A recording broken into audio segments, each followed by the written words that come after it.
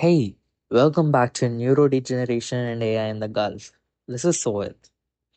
In our last episode, we explored real world challenges faced by doctors and nurses on the front lines of neurodegenerative disease management.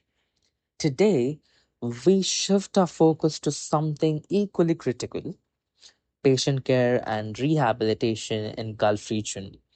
This includes everything from long term care and rehab centers to palliative care, and even the role AI can play in bridging existing gaps.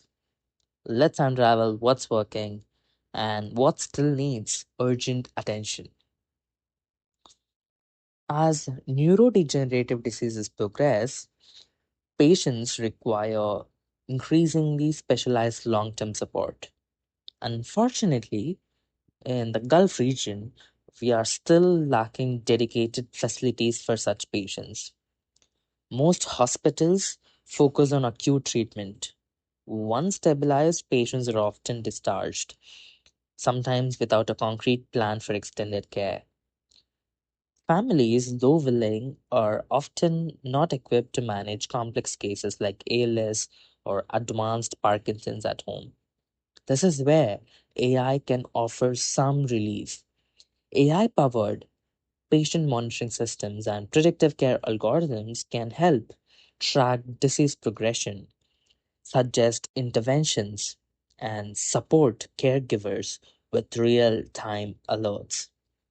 But these solutions are only effective when paired with infrastructure that supports long term neurological care, something the region needs to invest in more systematically.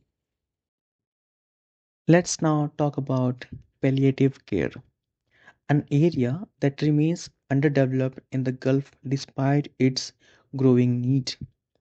Only a handful of hospitals in Qatar and the UAE offer formal palliative services.